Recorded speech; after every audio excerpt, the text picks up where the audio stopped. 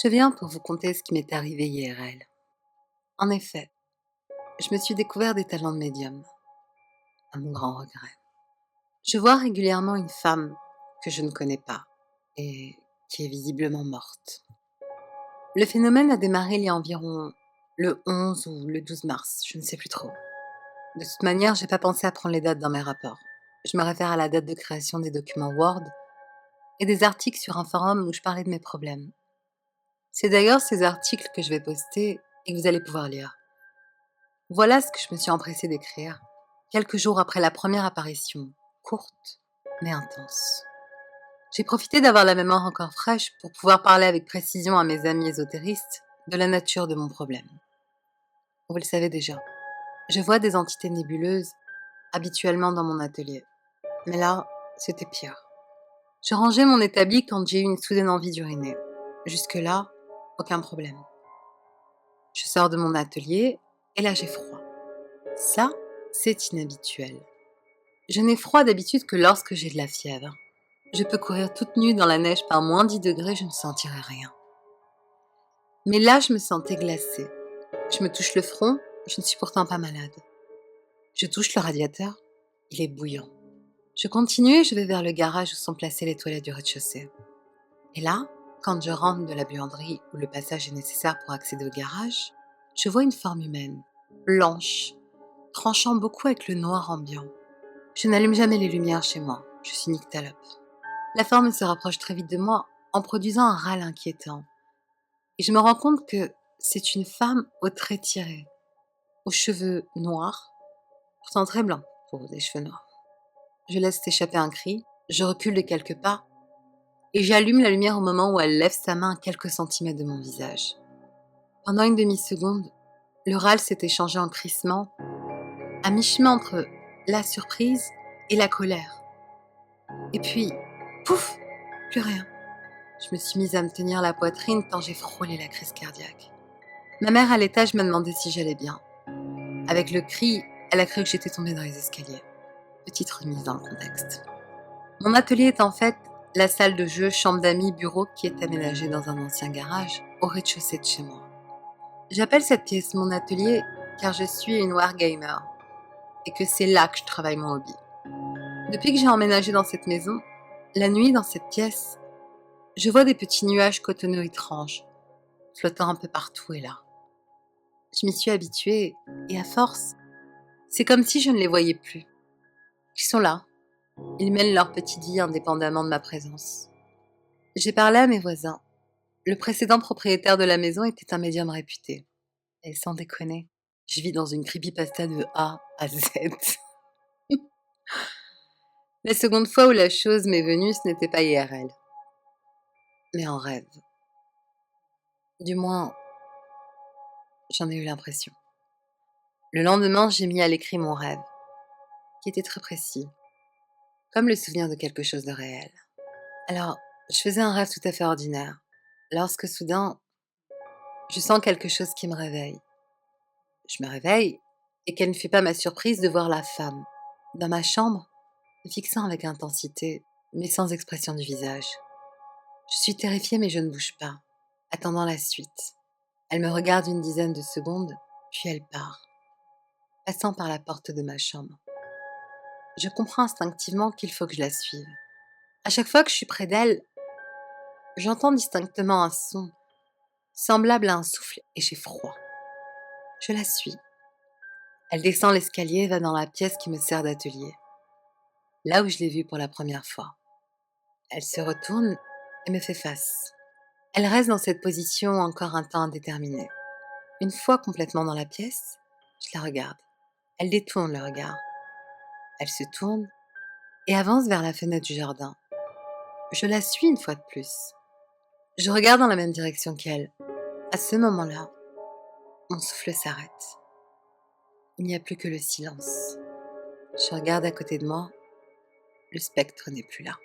Par contre, dans le jardin, juste à quelques mètres derrière la fenêtre, elle est bien là. Et elle a surtout l'air vivante et triste. Elle est grande. Elle porte une espèce de chemise de nuit blanche. Elle a des cheveux très noirs. Elle me regarde le visage plein de tristesse. Elle tend sa main vers moi. Et à ce moment-là, je suis prise d'un vertige et je me retrouve téléportée dans mon lit. Je suis en sueur et je respire difficilement. J'ai eu du mal à me rendre compte que je venais de me réveiller. Je me sentais perplexe, mais pas menacée. Et je n'avais pas l'impression que cette dame me voulait du mal. Le plus étrange, c'est que je n'ai pas fait ce rêve chez moi, mais à Paris, chez mon petit ami.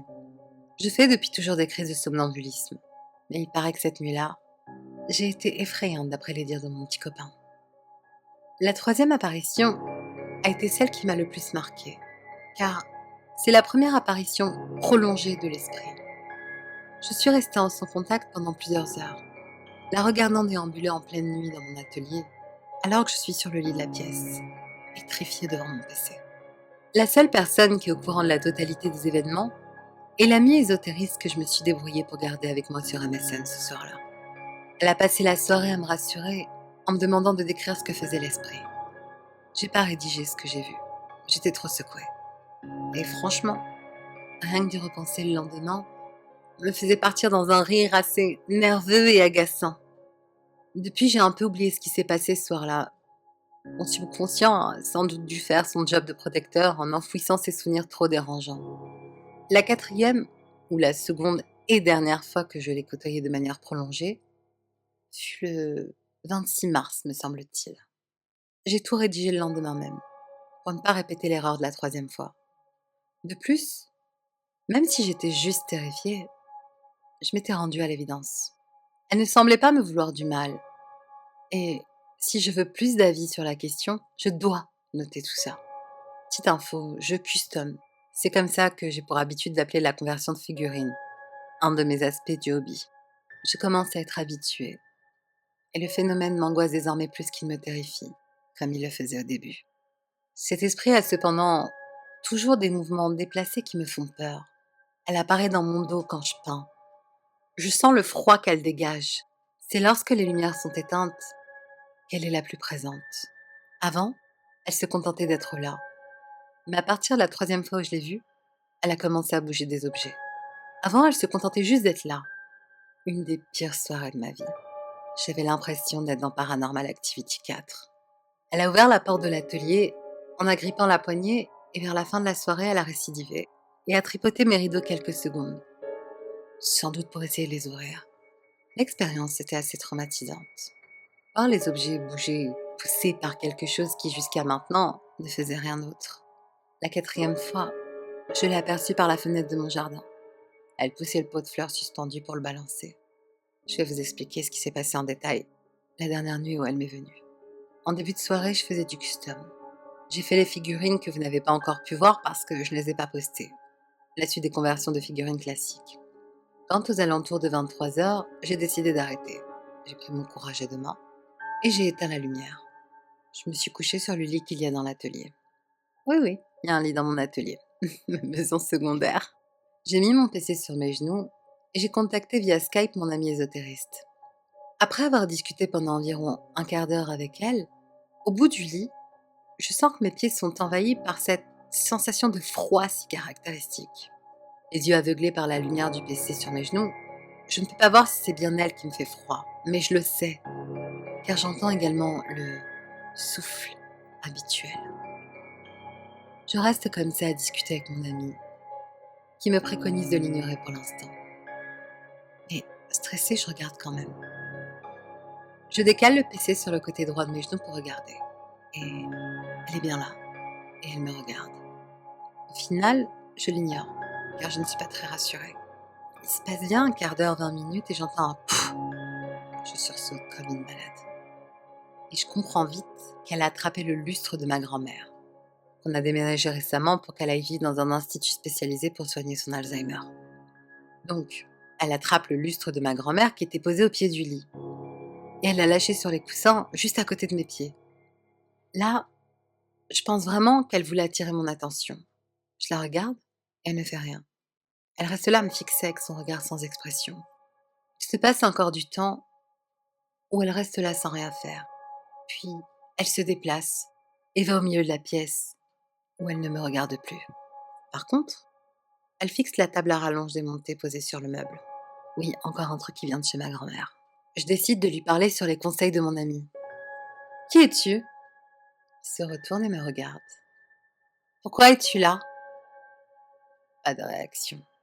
Je réfléchis aux questions que je vais lui poser. J'attends un certain moment, et pendant ce temps, je débat avec mon ami de quel genre de questions je pourrais lui poser. Une heure plus tard, je me rends compte qu'elle est de nouveau en train de regarder la table démontée. Je lui demande: veux-tu que je t'aide? Elle se retourne. Alors je continue. Comment? Pas de réponse. Souhaites-tu quelque chose qui vienne de moi? Et là, elle a fait un truc qui m'a glacé le sang instantanément. Elle a hoché sa putain de tête. Elle s'est approchée de moi. Elle était là, à 1 mètre à peine. Du bras, j'aurais pu la toucher. J'étais terrifiée. J'ai eu un mouvement de recul dans lequel j'ai par réflexe fermé mon ordinateur. J'étais dans un noir quasi complet, avec un spectre tout proche de moi. J'ai attendu quelques secondes et là j'ai réouvert mon PC. Le temps que cette antiquité se remette de son mode veille m'a paru être une éternité. Je reprends contact avec mon amie qui était morte de trouille à cause de ma déconnexion soudaine. Je la rassure. La femme est toujours là, mais quand je parle, elle regarde autour d'elle et s'éloigne de quelques pas. Je profite de la situation pour me détendre et je glisse ma main à côté de mon pantalon pour me gratter la cuisse, enfin le haut de la cuisse. Et là, la seconde d'après, la femme était de nouveau près de moi, mais cette fois-ci penchée sur moi et à l'endroit même où ma main était. J'ai immédiatement retiré ma main et j'ai vu qu'elle l'observait avec insistance. Je lui ai demandé avec la voix qui tremble: Tu, tu veux ma main? Là, elle a tendu son bras vers ma main, à 2 doigts de la toucher. J'ai reculé en lui hurlant: non, non, non, non, non, non, non, non, non, jamais t'auras ma main. Je tremblais de tout mon corps. J'en avais la chair de poule. Je me suis recroquevillée dans mon petit coin de lit. Elle a reculé et s'est placée au centre de la pièce. Je respirais difficilement. J'ai décidé que pour me calmer, il fallait que je regarde des images rassurantes sur mon PC en inspirant profondément. Images de figurines, photos de mes amis, de ma famille, tout y passe. Je parviens à me calmer et j'explique alors ce qu'il vient de se passer à mon interlocutrice Skype. Elle se demandait aussi ce qui s'était passé. Elle n'a aucune idée de ce qu'un esprit peut faire avec une main. Et pendant un instant, j'ai cru que l'esprit avait disparu. Le souffle s'était arrêté brusquement. La sensation de froid en moi s'atténuait petit à petit. Et en regardant autour de moi, je me suis rendu compte que je m'en débarrasserais pas si facilement cette nuit-là. Elle était dans le jardin. Elle me regardait au loin, par la fenêtre. Au moins, elle était loin de moi. Et là, mon amie m'a dit: j'ai trouvé. Interloquée, je la questionne. Elle me répond: l'écriture automatique. Elle veut posséder ton bras pour te faire écrire un message. Surtout, quoi qu'il arrive, n'accepte jamais, c'est dangereux. Si j'allais dire oui. En effet, les cas de possession, du peu que j'en sache, c'est rarement bon. En tout cas, on avait bien l'impression qu'elle cherchait à ce que je la suive. Ouvrir une porte et attendre, me regarder depuis le jardin. Étrange. Mon ami m'a formellement interdit de suivre l'esprit tant que je n'ai pas de protection adéquate. On ne sait jamais, même si elle a l'air pacifique. C'est pour ça que ce soir, je vais chez elle à Bayeul. Je fais le déplacement exprès pour tirer les cartes du tarot pour essayer de savoir ce qu'elle me veut. Elle va aussi me donner des pierres, obsidienne noire pour protéger ma chambre et œil de tigre pour m'éviter tout effet néfaste si je viens toucher l'esprit. J'ai pas tout compris de ses explications, mais elle m'a dit que c'était une question d'énergie. Par la suite, l'esprit s'est mis à faire des choses étranges. Il est resté longtemps dans le jardin et elle s'est mise au milieu du jardin à lever les bras en l'air et les a agités d'une manière que je n'arrive pas à décrire. Un peu comme si elle avait eu des convulsions uniquement dans les bras. Ensuite, elle est allée vers le pot de fleurs suspendu à la corde à linge et elle l'a poussé à 3 reprises pour le faire se balancer doucement. On a pensé qu'elle faisait des conneries pour me rassurer, mais ça marchait pas vraiment. Elle a disparu et je l'ai pas revue de la soirée. Il devait être un peu plus d'1h30 du matin. Alors je suis restée dans ce lit-là, de peur de la recroiser sur le chemin de ma chambre. Mais à 2h15, je suis finalement partie me coucher. C'est la dernière chose que j'ai écrite. Après, il est arrivé des choses dans ma vie qui ont fait que les phénomènes étaient bien là, mais que je n'avais pas le temps de les noter ou quoi que ce soit. Problèmes sentimentaux, vous voyez le genre, de ceux qui pompent un max de temps et d'énergie et de morale. Alors si vous pouvez éviter, évitez. Mais c'est pas pour autant que les phénomènes se sont arrêtés. Une après-midi ensoleillée, je regardais par la fenêtre de la cuisine et je l'ai vu se déplacer en pleine lumière pour aller de l'abribus du fond du jardin jusqu'à la porte du garage, passant à côté de ma mère, totalement indifférente à sa présence.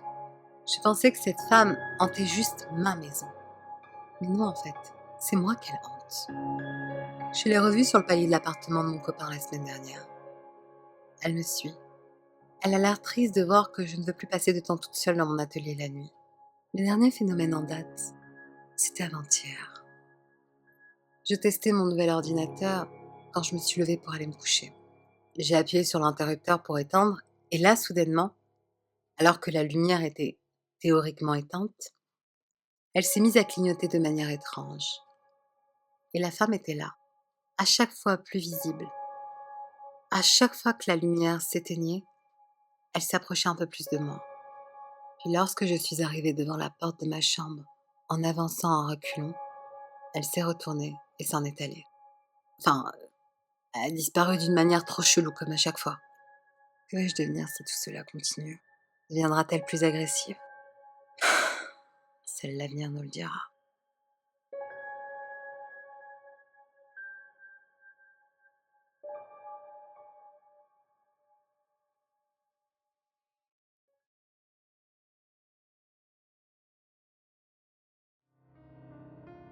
Certaines choses ne sont jamais tout à fait ce qu'elles semblent être.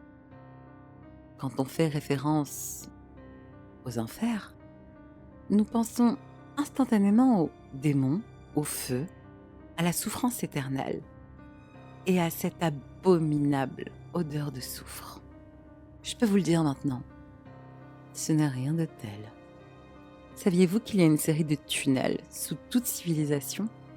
C'est quelque peu lié à la théorie de la Terre creuse. Les tunnels tissent dans des motifs cryptiques et mènent à un monde entièrement différent à l'intérieur de celui-ci. Ce monde est vert et luxuriant. Mais les montagnes énigment la Terre, ce qui la rend très facile à perdre. Vous vivrez parmi les créatures de ce monde et vous perdrez probablement tout vestige de santé mentale. Mais si vous explorez calmement et patiemment, vous rencontrerez quelque chose d'étonnant. Devant vous se trouvera la plus belle personne que vous ayez jamais vue, nue et enchaînée à flanc de falaise.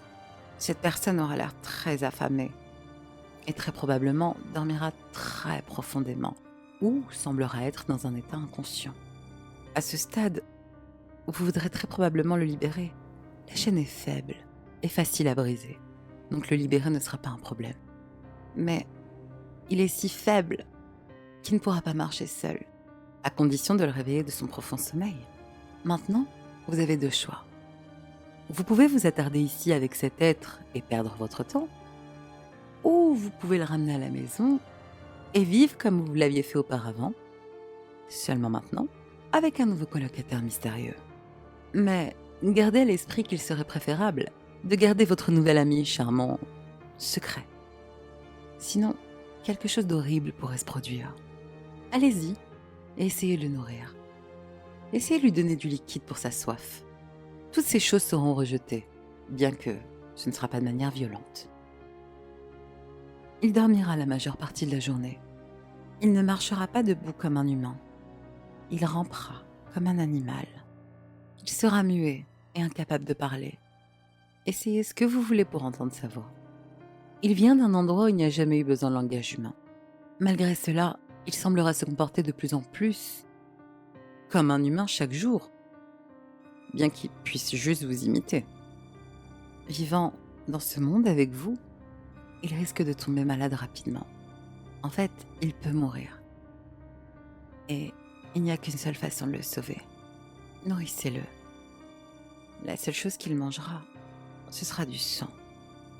Tout sang fera l'affaire, qu'il soit animal ou humain. Qu'il soit animal ou humain. Le sang animal ne va pas le rassasier aussi longtemps. Le sang humain semble faire de lui une personne très heureuse, épanouie et satisfaite.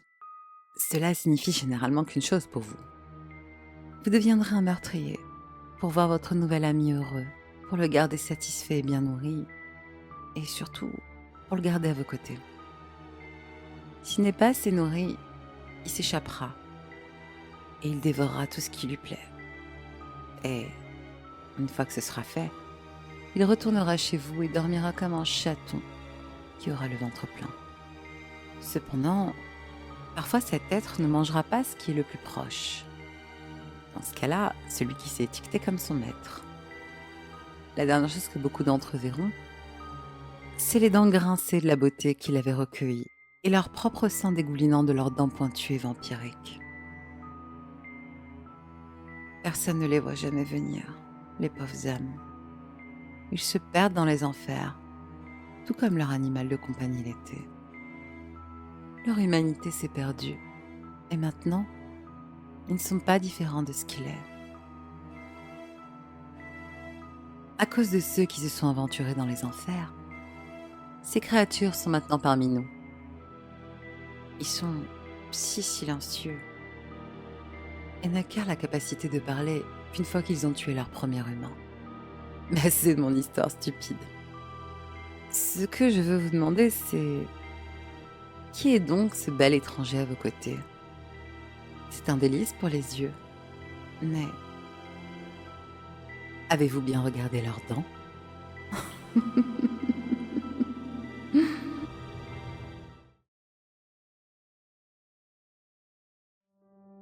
Il y a environ 8 ans, ma fille a disparu. Je me souviens du matin où c'est arrivé comme si c'était hier. Ce jour-là, je me suis réveillée avant mon mari. En descendant les escaliers, j'ai trouvé la porte entr'ouverte. La panique me parcourait les veines, alors que j'allais vérifier la chambre de ma petite fille. Mais Mia n'était plus là. Elle avait 4 ans. La police a cherché pendant des mois. Il y avait une alerte dans tous les médias pour elle. Nous avons collé des centaines d'affiches de personnes disparues. Des milliers de récompenses ont été proposées, mais aucune d'entre elles n'a apporté de réponse. Je ne pouvais tout simplement pas croire que cela nous arrivait. Comment le monde pouvait être si cruel? J'étais détruite. Je n'arrivais plus à dormir et je mangeais à peine. J'ai atteint un point où je n'étais plus moi-même. Je pleurais sans cesse et je errais dans notre maison tel un fantôme. Ce n'était pas le cas pour mon mari, heureusement. Car je ne pense pas que j'aurais pu traverser tout ça sans son soutien. Il était mon roc. Et même si je savais qu'intérieurement il était bouleversé, il est resté fort pour moi. Nous ne pouvions pas tomber tous les deux en même temps. Et heureusement qu'il n'a jamais eu l'air aussi perdu que moi. Enfin, pas devant moi, du moins. Nous allons traverser ça. Disait-il. Penses-tu qu'elle est toujours là-bas? Il a fait une pause avant de me répondre. Je ne suis pas sûr. Je ne sais pas ce qui fait le plus mal. La possibilité qu'elle soit en vie, mais forcée de supporter une situation épouvantable, ou la possibilité qu'elle soit complètement partie. Mon mari n'aimait pas en parler. Il se fermait à chaque fois que j'abordais le sujet.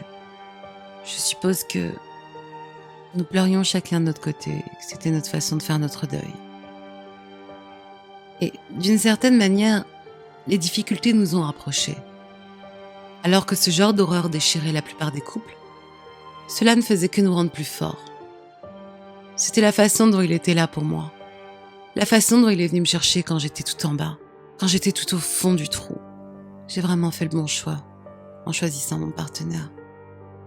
Quelques années plus tard, j'ai découvert que j'étais à nouveau enceinte. J'étais nerveuse. J'avais l'impression d'avoir déjà échoué une fois. Mon mari m'a bien sûr rassurée, Cette fois, ce sera différent. a-t-il déclaré comme si c'était un fait. J'ai donné naissance à une autre fille. Nous l'avons nommée Jennifer Sarah d'après sa sœur. Au fur et à mesure qu'elle grandissait, j'ai remarqué qu'il y avait des similitudes étranges entre les deux. Elles se ressemblaient tellement, elles avaient les mêmes taches de naissance similaires sur les joues. Quand j'avais sorti quelques-uns des vieux jouets de Sarah, c'était comme si Jennifer les reconnaissait. Elle a même donné à ses poupées les mêmes noms que ceux de sa sœur. Elles ont également aimé les mêmes aliments, les mêmes spectacles, et voulaient que je leur lise la même histoire au coucher. J'avais la sensation d'avoir une deuxième chance. Jennifer était plus proche de moi qu'elle ne l'était avec son père. Il ne s'en souciait pas, bien sûr. Cela lui donnait plus de temps pour se concentrer sur son travail. Il était présent en tant que père, mais il n'aimait pas vraiment le babysitting, comme il l'appellerait. Pour être honnête, je pense que les similitudes étaient trop pour lui. C'était sans doute beaucoup trop douloureux. Cela ne me dérangeait pas cependant. Je sais que c'est égoïste, mais j'aime le fait qu'elle préfère passer tout son temps avec moi. Une fois, son père lui avait même proposé de l'emmener au parc, mais elle a refusé. Elle voulait que ce soit moi à la place. Hier, il s'est passé quelque chose de très étrange. J'ai emmené Jennifer au parc. Il y avait une grande structure de jeu qu'elle appréciait et était entourée de bois paisibles que j'appréciais. Je l'ai regardée comment elle jouait de la même façon que Sarah quand je l'y emmenais. Elle s'est dirigée vers le bois quand un bourdonnement sur mon téléphone m'a distraite. Je l'ai sorti et j'ai vu qu'il s'agissait d'un texto de mon mari. Je me demandais ce que nous allions faire pour le dîner. J'ai répondu rapidement, puis j'ai retourné mon regard sur la structure de jeu. À ma grande horreur, mon enfant était introuvable. Je jure que je ne l'avais quitté des yeux qu'une seconde. Non, pas encore, pas encore, pas encore. Murmurai-je alors que je commençais frénétiquement à la chercher. Après avoir couru sans but dans les bois tout en l'appelant, j'ai finalement trouvé Jennifer. Elle était sous un arbre et cherchait quelque chose. « Jennifer !» ai-je crié en me précipitant vers elle. « Maman ?» Ses mains étaient couvertes de terre et elle semblait inquiète. « Mais à quoi penses-tu » lui demandai-je en la saisissant par les épaules. « Tu sais à quel point tu m'as fait peur ? Tu sais que tu aurais pu être blessée, tu comprends ça ? Mais t'en fais plus jamais comme ça !» Je suis désolée. Je la serrai dans mes bras et je soupirai de soulagement. « Mais qu'est-ce que tu fais ici ?» Elle désigna le trou qu'elle avait commencé à creuser. Je levai curieusement mes sourcils et me dirigeai vers la fosse peu profonde. « Jennifer, ne joue pas dans la boue. » Mais je dois continuer à creuser, maman. Je dois te montrer. Mais me montrer quoi, chérie ? Maman, continue juste de creuser, tu dois voir. C'est un trou profond. Je ne sais pas pourquoi, mais j'avais l'impression que je devais l'écouter. Nous sommes retournés à la maison et nous avons attrapé notre pelle. « Tu veux rester ici avec papa, ma puce ? Je reviens tout de suite. » Non, maman, s'il te plaît. Ne me quitte pas. Je dois être là. D'accord. Mais tu dois rester juste à côté de moi. Ne me fuis pas. Tu m'as fait vraiment peur. Promis, maman. Je resterai proche cette fois. Nous sommes retournés toutes les deux au parc. Nous avons marché à travers les bois et avons trouvé le trou peu profond que Jennifer avait commencé à creuser. J'ai continué avec ma pelle. Je ne sais pas combien de temps cela m'a pris avant de toucher quelque chose. Peut-être des heures. Ma petite Jennifer a fait ce qu'on lui avait dit. Elle est restée à proximité en mangeant un sandwich et les collations que je lui avais préparées. J'ai tapé sur une surface dure et j'ai commencé à l'épousseter, jusqu'à ce que je puisse distinguer ce que je regardais. Devant moi, il y avait un crâne d'enfant. À côté, j'ai vu quelque chose briller dans la lumière. Je l'ai ramassé pour voir qu'il s'agissait d'une boucle d'oreille papillon. Celle d'une paire que j'avais achetée à Sarah quelques jours avant sa disparition. Qu'est-ce que c'est que ce bordel ? C'est moi, maman. Me dit Jennifer avec une bouche pleine de beurre de cacahuète et de sandwich à la gelée. C'est là que papa m'a déposée, après qu'il m'ait endormie.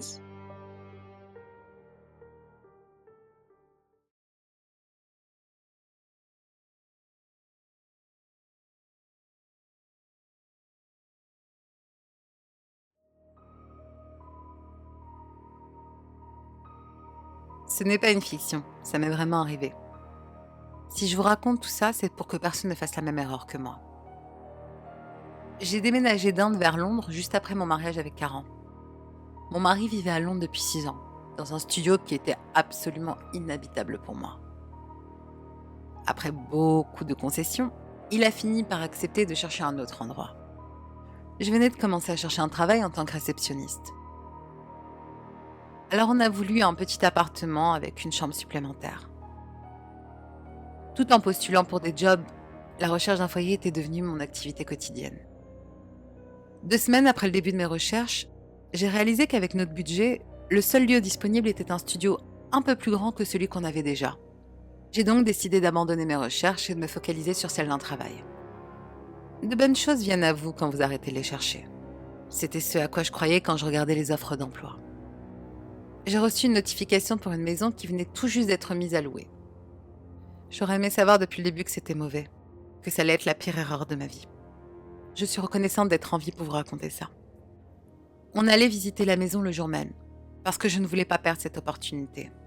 En un seul coup d'œil, j'étais déjà hypnotisée.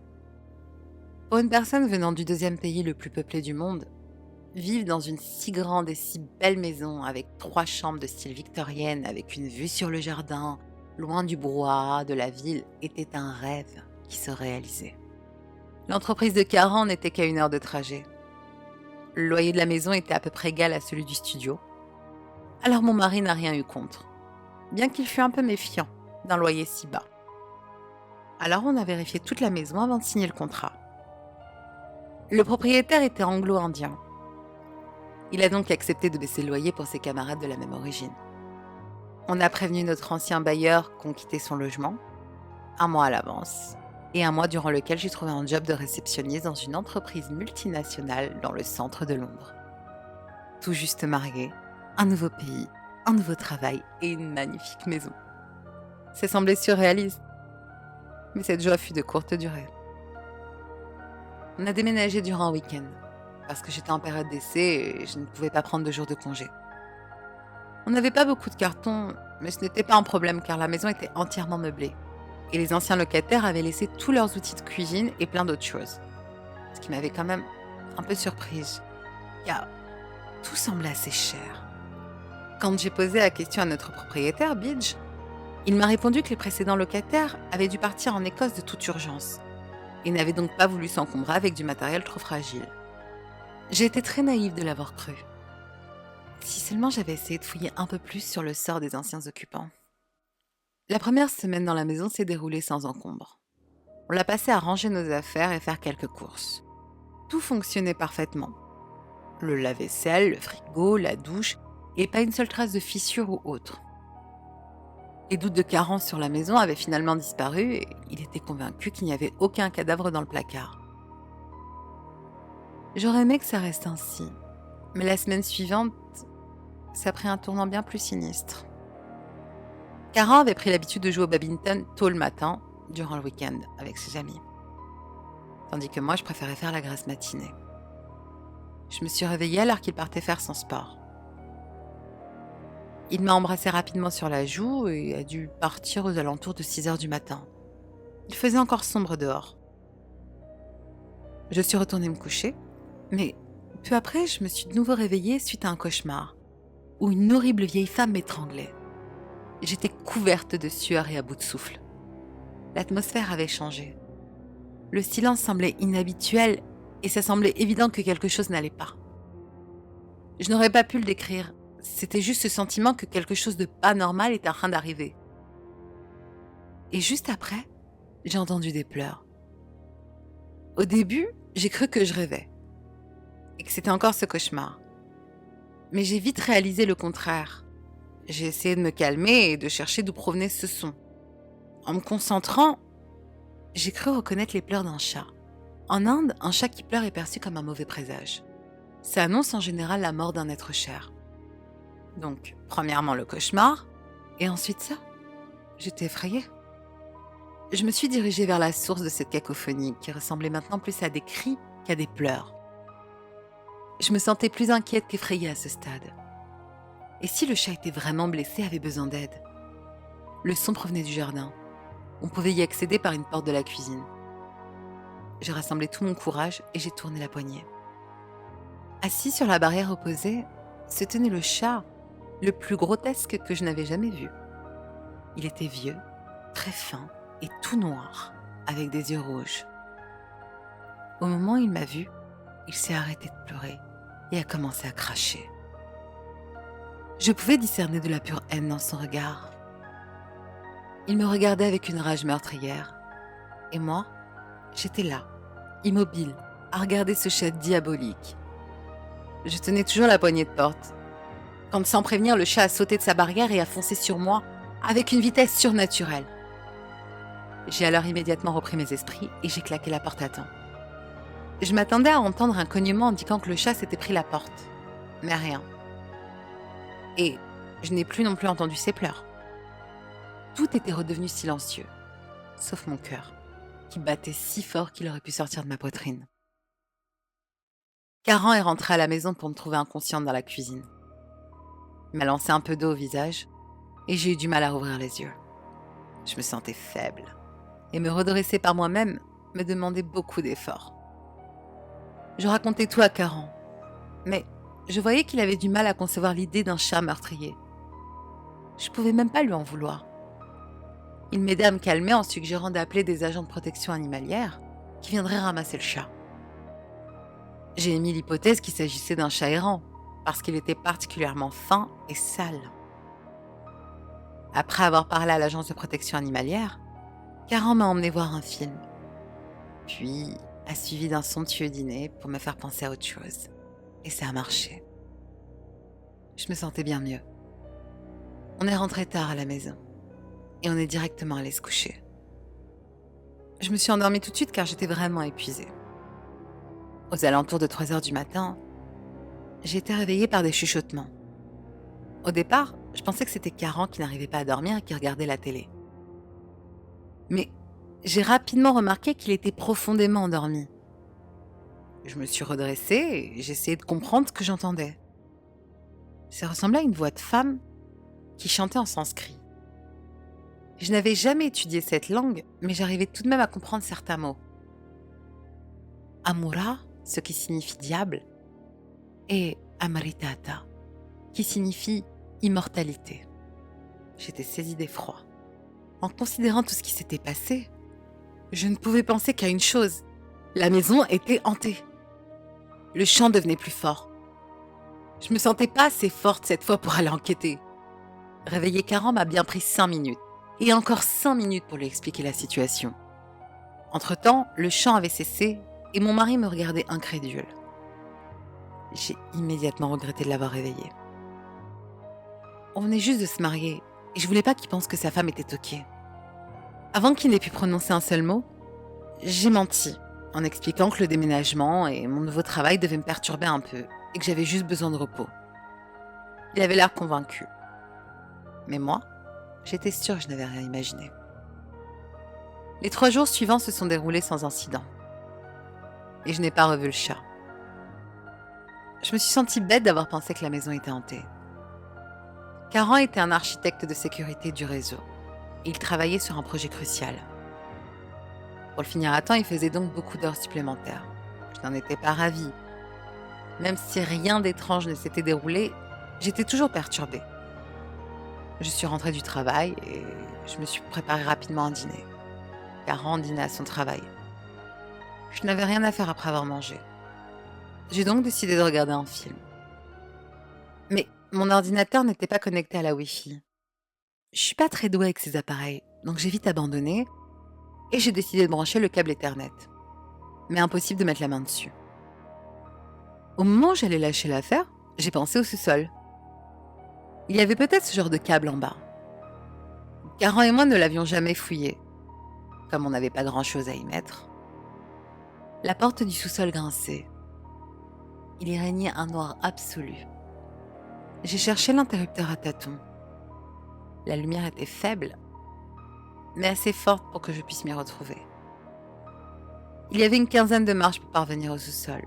Les marches en bois craquaient sous mon poids. L'espace était plutôt grand, et tout ce qui était entreposé était recouvert de draps blancs, qui étaient devenus plus bruns qu'autre chose avec toute la poussière qui les avait recouverts. J'ai soulevé l'un des tissus, et ce que j'y ai vu m'a glacé le sang. Posé sur une table en bois, proposer des mèches de cheveux nouées entre eux par des fils rouges, des ongles, des os humains, des poupées en peluche et un crâne. Il y avait aussi de vieilles cartes postales recouvertes d'anciens symboles et une image d'une créature terrifiante. Ces éléments semblaient être recouverts de sang. Je sentais que j'allais vomir. Le pire, c'était que le sang semblait frais. Je devais sortir de là. Soudain, la température a chuté. Les petits cheveux dans ma nuque se sont hérissés. Je savais que j'étais observée. Je pouvais sentir une odeur de pourri, et l'air semblait être devenu putride. J'ai vu du mouvement du coin de l'œil. J'ai commencé à trembler et des larmes ont coulé sur mes joues. Je me sentais vulnérable, mais je n'allais pas laisser tomber comme ça. J'ai réuni tout le courage qui me restait, puis je me suis retournée pour courir vers les escaliers. C'est là que j'ai vu ce visage horrible, que je ne pourrai jamais oublier. J'en ai encore des cauchemars. En bas des escaliers se tenait une femme, ou bien ce qui fut une femme un jour. C'était un être horrible, doté de longs cheveux gris et sales qui encadraient un visage ridé. Des yeux rouges de haine me fixaient. Elle avait des serres à la place des pieds, des mains sombres et noueuses qui se terminaient par des ongles longs et inégaux. Elle me souriait, me montrant une rangée de dents pourries, ce qui la rendait encore plus atroce. Elle portait un sari noir, de saleté et en lambeaux.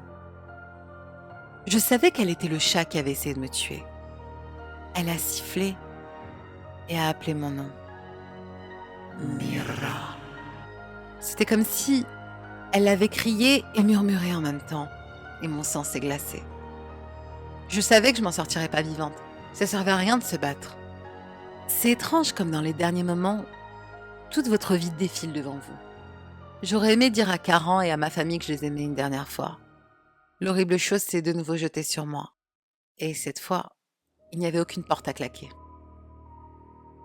Je suis tombée au sol et elle a commencé à m'étrangler en chantant quelques mantras. Je viens d'une famille très religieuse et depuis que je suis enfant, je porte une amulette autour du cou pour me protéger des esprits démoniaques. Je n'y ai jamais cru et l'ai toujours gardée cachée sous mes habits. Pendant que je me faisais étrangler, l'amulette est sortie et la femme l'a accidentellement touchée. Ses mains ont commencé à se consumer. Elle a crié, sifflé, je pouvais voir la peur dans son regard. Elle a couru vers le mur opposé et s'est volatilisée. Ça m'a bien pris 10 secondes, qui m'ont paru être une éternité, pour comprendre ce qui venait de se passer. Mais je devais sortir d'ici rapidement, par peur qu'elle ne revienne. J'ai serré l'amulette dans une main et j'ai rampé. Je ne me souviens pas de comment je suis sortie de la maison. Karan m'a avoué plus tard qu'il m'avait retrouvée dehors complètement gelée. J'ai été emmenée à l'hôpital et ça m'a pris 2 jours pour m'en remettre physiquement. Bien que mentalement, j'étais traumatisée à vie.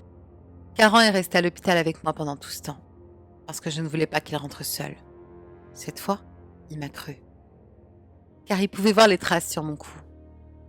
Je ne pouvais plus vivre dans cette maison. On y est retourné une fois pour prendre nos affaires. Et Karan m'avoua plus tard qu'il avait vu un chat fin et noir dans le jardin alors qu'on partait. Nos vies sont retournées à la normale. Mais j'avais besoin de savoir ce qui n'allait pas avec cette maison. Je n'y suis jamais retournée pour enquêter.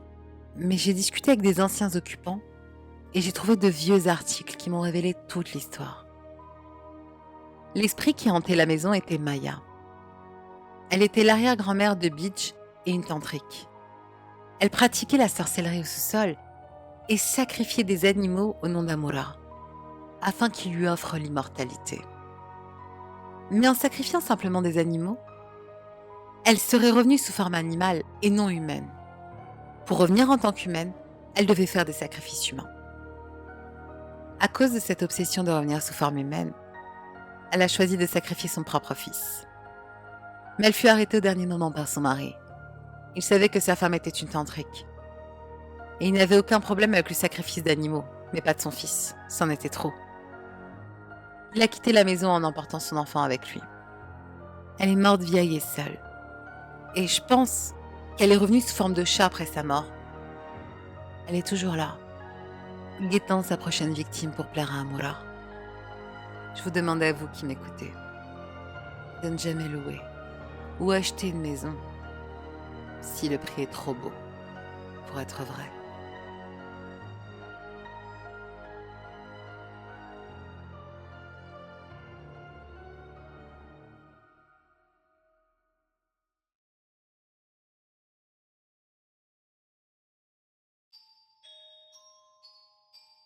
L'énorme écran venait d'apparaître.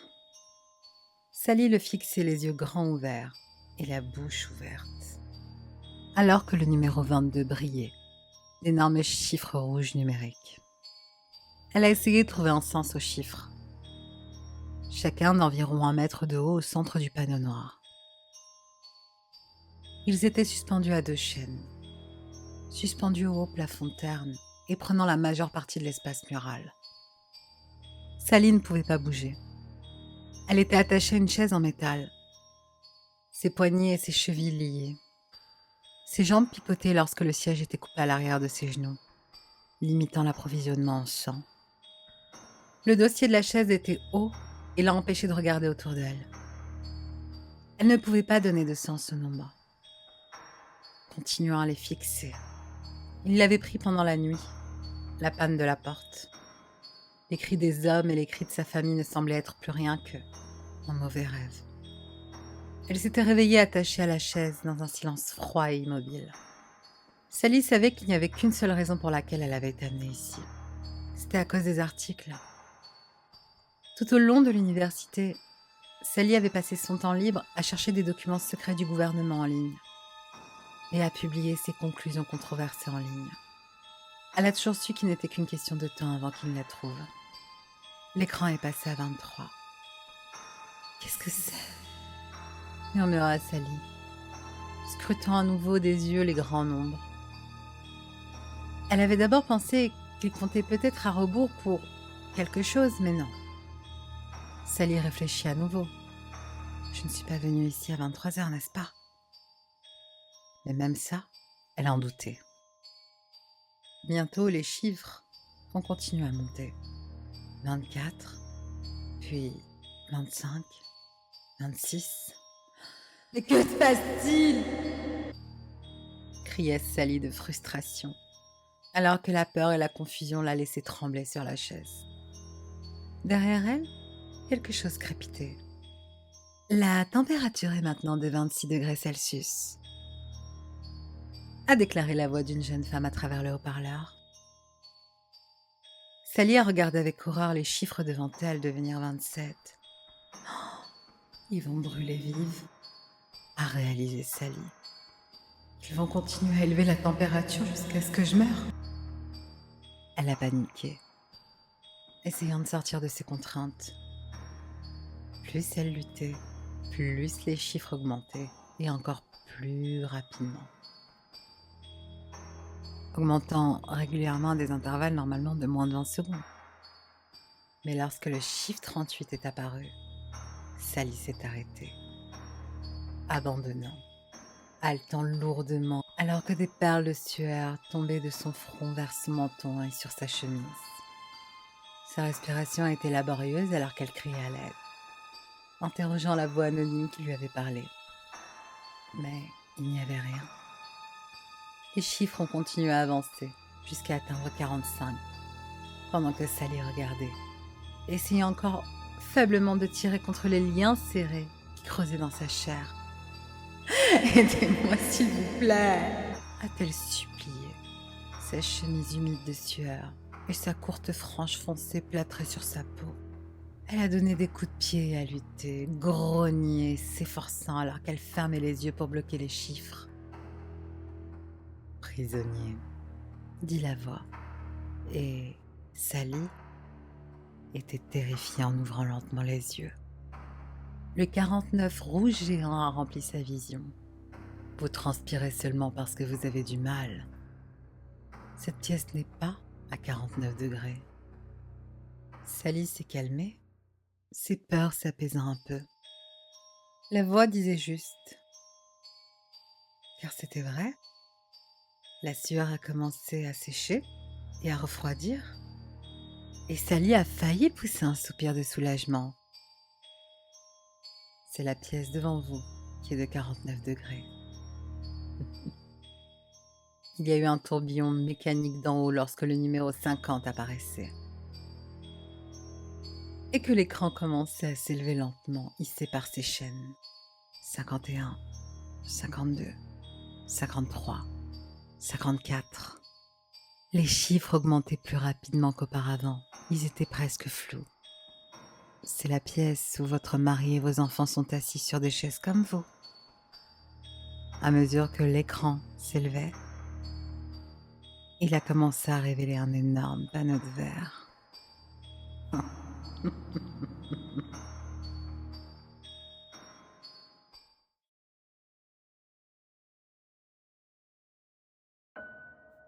Il existe peut-être autant de types différents de fantômes, de ghouls et de monstres qu'il n'y a d'animaux dans le monde. Certains avec lesquels nous trouvons facile de s'identifier, tels que les vampires et les zombies. Des monstres avec lesquels nous avons grandi et que nous visualisons rapidement en termes d'apparence et d'action. Ils peuvent nous effrayer, mais nous pouvons au moins dire que nous comprenons ce qui les motive. On ne peut pas dire autant de l'un des visiteurs d'un autre monde, les plus bizarres d'Écosse. L'entité connue uniquement sous le nom de Hairy Hans, qui serait une paire de grandes mains démoniaques couvertes de cheveux noirs. Ce monstre est unique, en s'adaptant au monde moderne, terrorisant les humains d'une manière que peu d'autres spectres ont. Voyez-vous, Hairy Hans se manifestait sur des tronçons de route éloignés, à l'intérieur d'une voiture, saisissant le volant avec une grande force et essayant de faire dévier la voiture de la route ou dans d'autres véhicules en substance. Hairy Hans est un être malveillant. Un être qui se réjouit vraiment d'essayer de nuire ou même de tuer ceux qui ont le malheur d'être bénis par son arrivée. Personne n'est sûr de ce qui déclenche les Hairy Hans ou pourquoi ils ciblent les voitures. Tout ce que l'on sait, c'est qu'à tout moment sur un tronçon de route éloigné, des Hairy Hans peuvent se manifester et un combat pour la survie s'ensuit. Les Hairy Hans ne se contentent pas seulement que la voiture de son choix s'écrase d'une manière ou d'une autre et que la victime soit blessée, morte ou gravement secouée par leur rencontre. Bien que la plupart pensent que Hairy Hans est un fantôme, d'une certaine description ou une énergie négative qui a en quelque sorte pris une vie limitée, d'autres examinent plus profondément le folklore préexistant. Et eux peuvent voir des similitudes avec le Hairy Hans. Et les contes de Will-O, les feux follets, les gobelins et les bonnets rouges, créatures vicieuses qui tourmentaient les voyageurs dans les endroits isolés. Chacun a des traits qui pourraient être attribués à Hairy Hans. Commençons par le feu follet. Autrefois, on croyait qu'il s'agissait d'une boule de lumière qui se formait dans les marais et menait les voyageurs à leur perte. Expliquée par la science comme du gaz des marées ou d'autres illusions d'optique, cette entité partage l'habitude des Hairy Hans d'essayer de faire du mal aux voyageurs. Cependant, étant donné que Hairy Hans a tendance à être plus agressif que trompeur, c'est le coupable le moins probable. À présent, passons aux gobelins. Les gobelins ont été considérés comme des fées laides et espiègles, bien qu'assez sociales entre elles, n'avaient aucun amour pour l'humanité. Enclins à faire des farces et à frapper le bétail avec la maladie, ils étaient également connus pour entrer dans les maisons et tirer les cheveux des enfants, mordre les orteils et provoquer généralement des ravages. Les gobelins étaient également capables de changer de forme à volonté, et comme de nombreuses fées, étaient un mélange d'esprit païen, de la nature et d'âme agitée des morts. Ils partagent la nature plus agressive des Hairy Hans. Et peut-être que les tentatives de crash de voiture sont une farce moderne de la part des gobelins mesquins. La dernière possibilité pour un coupable trouvé dans la tradition locale pourrait être les Redcaps. Ce sont des gobelins particulièrement malveillants qui portaient des chaussures de fer et de petites haches ainsi que des casquettes tachées de sang frais. Si le sang sur la casquette séchait, le Redcap mourait. Ainsi, il assassinerait continuellement tous ceux qui s'égaraient près des ruines ou des sites de bataille, plongeant leur bonnet dans le sang de leurs victimes. Les Hairy Hans sont également des créatures apparemment meurtrières. Peut-être est-ce le résultat d'un Redcap affamé s'accrochant à l'existence par une marge, cherchant de nouvelles façons de répandre le sang humain, bien que son succès soit très discutable. En fin de compte, les trois coupables ne sont que des théories. La vérité pourrait être bien plus étrange que nous ne pourrions jamais l'imaginer. Les Hairy Hans sont un mystère et l'un des spectres les plus redoutables d'Écosse. Qu'il s'agisse d'un fantôme, d'un gobelin ou d'une autre créature de nuit.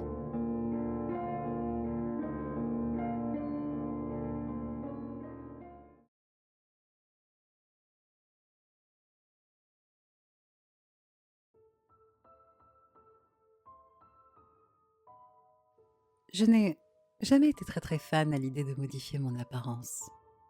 Mais c'est ce que je dois faire pour me fondre dans la société. La plupart des hommes prétendent qu'ils n'aiment pas la mascarade à laquelle la plupart des femmes font allusion.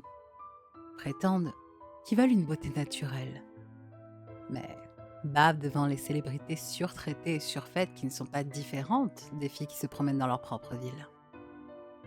À cause de cette norme, parce qu'on nous dit que nous devons ressembler à la beauté irréaliste des femmes d'Hollywood, les filles se font mousser sur le maquillage, estompant quotidiennement leurs imperfections avec divers pinceaux de maquillage.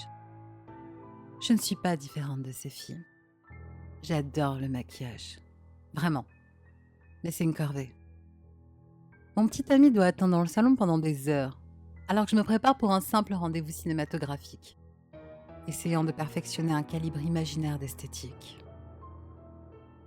Comme beaucoup de femmes, je refuse de quitter la salle de bain tant que je ne suis pas complètement maquillée, souriant joyeusement dans le faux reflet du miroir. À l'insu de mon petit ami et de la population masculine en général, le naturel n'est plus à la mode. Toute personne dans ma communauté qui est sans accessoires et gadgets ne sont plus recherchées, quelle que soit la beauté qu'ils peuvent afficher. Si vous n'affichez pas des yeux sensuels, des lèvres charnues et rouges, la peau radieuse et les cheveux longs et soyeux, vous n'êtes personne au monde, vous n'êtes qu'un monstre. Mais si nous, les femmes, sommes arrivées à cette conclusion superficielle, nos compagnons nous pressent souvent d'apprécier notre beauté brute, bien que nous, y compris moi-même, ayant subi d'innombrables tourments dans le passé par des petits amis qui ont été témoins de notre nous naturel. Je veux pouvoir aimer mon apparence. Je veux avoir confiance en moi et crier au monde que je suis belle. Mais la réalité ne me permet pas un discours aussi blasphématoire. Quelle que soit ma peur, quelle que soit la réaction inconnue de mon compagnon qu'il pourrait avoir de moi, j'ai pris sur moi et j'ai finalement permis à mon petit ami de passer la nuit avec moi. Comme c'est idiot de ma part. Alors que je me douchais, j'entendis la porte de la salle de bain s'ouvrir. Pour n'importe qui d'autre, c'était une invitation à des itinéraires d'intimité plus aventureux.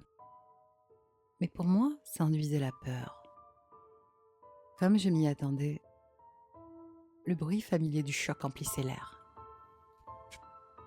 Putain, qu'est-ce que c'est que ce bordel? M'a-t-il dit d'une voix tremblante. J'ai coupé l'eau, tirant lentement le rideau de douche avec des mains hésitantes. Une fois exposé, le regard de mon petit ami a rencontré le mien. Et bien que ses yeux aient parcouru mon corps nu, celui dont il était si amoureux auparavant, le regard qu'il a affiché lorsqu'il a rencontré mon visage était déchirant. « On peut en parler ?» lui demandai-je alors qu'il commençait à reculer. Les yeux pétrifiés d'horreur. Il secoua la tête, tremblant, en trébuchant sur ses propres chaussures. Où est ton putain de nez? Putain, mais qu'est-ce que tu es? Je poussai un profond soupir, étendant mes bras vers lui. « S'il te plaît, ne fais pas ça. » Il continua de reculer, tournant rapidement la tête vers la porte, calculant la distance qu'il lui faudrait pour s'en sortir. « Tu ne peux pas partir !» lui dis-je en secouant la tête, alors que des larmes coulaient sur mes joues.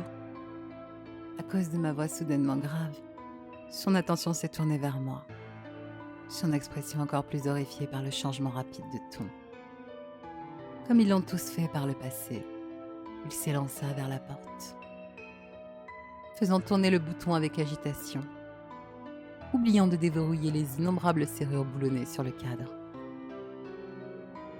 Je l'ai regardé pendant un moment, observant son horreur, son choc et sa répulsion évidente à mon égard. La colère a commencé à enfler, comme elle l'avait fait pendant des années. La déception que j'ai ressentie en le voyant essayer de m'abandonner. Oubliant le courage qu'il m'a fallu pour me révéler sans les cheveux achetés, le faux bronzage, le nez et les oreilles prothétiques, les lentilles de contact noisettes et les lèvres remplies de collagène. Il n'appréciait pas mes efforts pour lui plaire. Il me trouvait hideuse, tout comme ses prédécesseurs. Alors qu'il se débattait avec la dernière serrure, criant à l'aide, je me suis approchée, l'aidant à déverrouiller la porte. Une fois dehors, il se mit à courir, ignorant la population croissante de femmes dans les couloirs. Il a couru vers l'une des femmes, pointant du doigt le monstre qu'il a identifié comme moi. La femme l'a rassuré, l'ayant abaissé au sol alors que plusieurs autres se rassemblaient autour de lui. Lentement, la prise de conscience de sa situation désastreuse se révéla. Les femmes ont toutes retiré leurs masques. Ceux dans lesquels mes concerts étaient confinés à cause des normes sociétales, et ont commencé à le déchirer.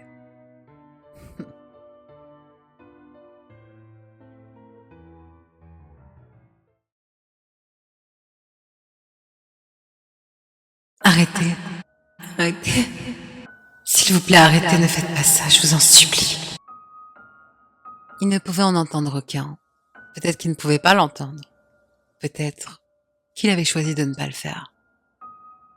Il ne pouvait pas entendre les voix frénétiques qui l'entouraient de tous côtés. Il ne pouvait pas entendre les supplications. Il ne pouvait pas sentir les mains saisir fermement ses bras et tirer de toute leur force.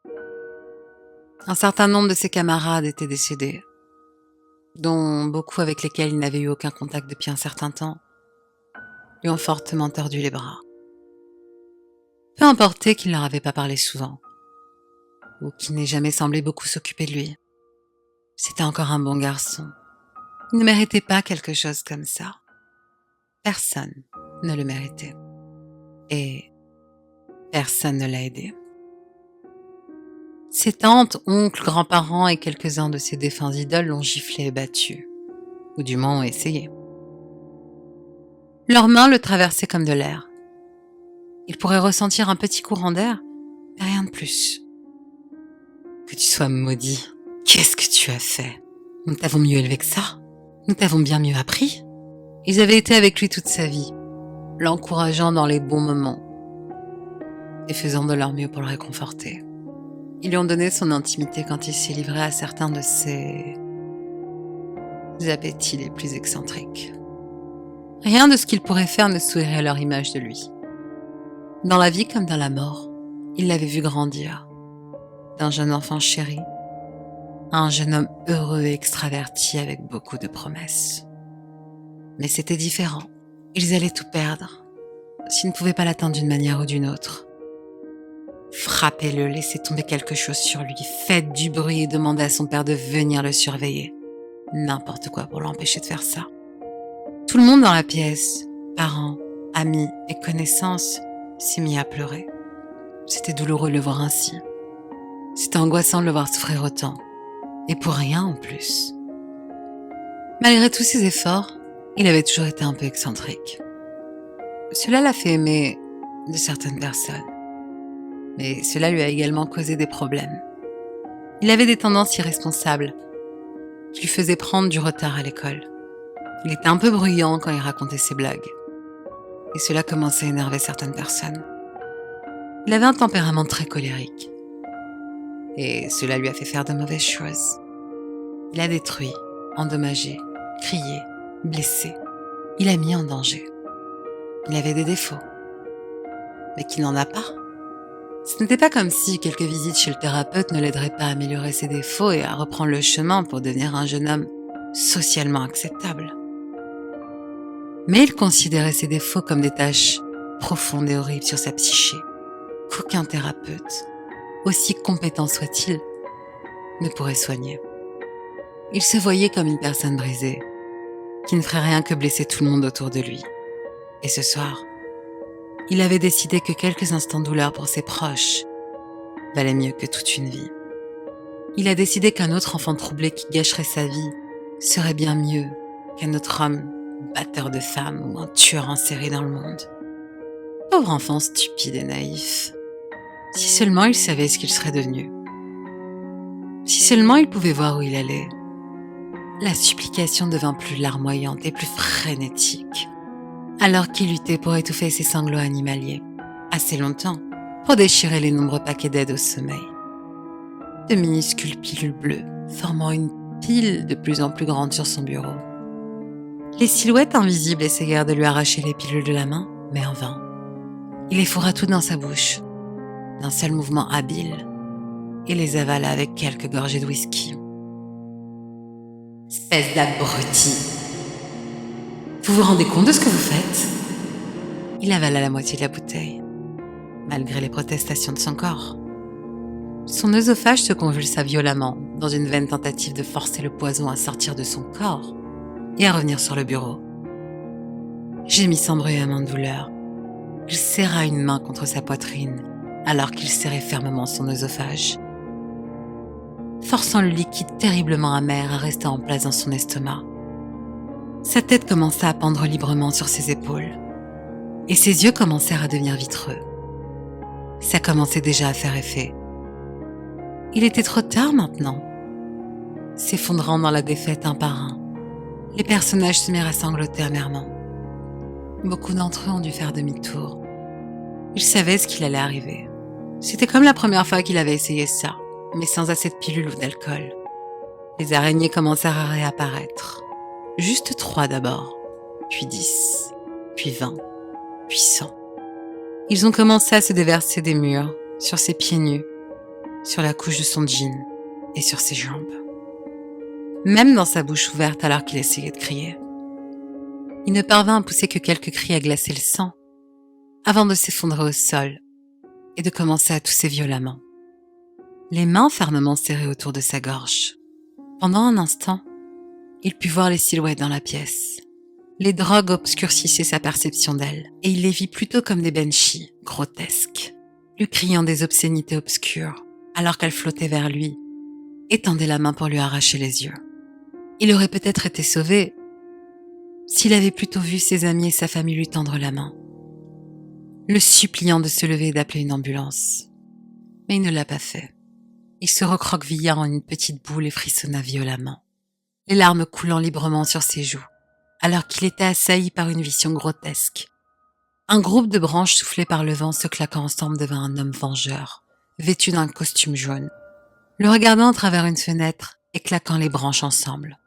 Il a vu un motard entrer dans la chambre de son colocataire, et debout au-dessus de son lit, respirant fortement, a commencé à brandir une arme sur sa femme endormie. Ce psychopathe allait assassiner son colocataire. Et puis, il serait le suivant. « S'il te plaît, arrête », supplia-t-il d'une voix tremblante alors qu'il levait les mains pour se protéger les yeux. Ses veines ont commencé à se séparer de ses mains et, dansant comme des cobras, lui ont picoré les joues. « Ne fais pas ça, s'il te plaît, ne fais pas ça, s'il te plaît, s'il te plaît, s'il te plaît. » Et ce furent ses derniers mots. Ses yeux se révulsèrent derrière sa tête et son corps devint mou, la peau se teignant d'un rouge vif et révélant la cause de la mort. Tête baissée et visage enfoui dans leurs mains, ses proches dérivaient lentement à travers le portail pour rentrer chez eux. Il avait promis qu'il les rencontrerait tous un jour. Mais maintenant, il n'en aurait jamais l'occasion. Il n'aurait même jamais pu communiquer avec lui où il allait. Il s'est réveillé dans une grotte d'un noir absolu. Il ne pouvait le dire que parce que sa tête cognait contre les murs et que ses pieds déplaçaient le limon sous eux. Quelques appels à l'aide sans réponse, puis un horrible sabordage familier. Et il se retrouva jusqu'au cou dans des araignées qui commencèrent à le piquer furieusement de partout. Vous voyez, Lucifer n'est pas un tentateur d'âme maniaque et tordant la main, comme on le prétend généralement dans la culture populaire kitsch. Rappelez-vous que Lucifer n'a pas obtenu son pouvoir. Il en a été puni pour son arrogance, pour s'être vanté auprès de son créateur et de ses frères de sa droiture et de sa beauté. Il a reçu le terrible travail de stagiaire qu'aucun des autres anges n'accepterait. Si jamais vous aviez l'occasion de lui parler directement, il sourirait et plaisanterait sur la façon dont son travail de tri des âmes pour l'éternité le torturerait plus que son domaine ne torturait les damnés avant de hausser légèrement les épaules et de retourner au travail. Satan ne peut pas ouvrir la porte de l'enfer. S'il avait pu, il se serait enfui depuis longtemps. Vous seul pouvez ouvrir la porte de l'enfer. Et au moment où vous le faites, il est déjà trop tard pour faire marche arrière.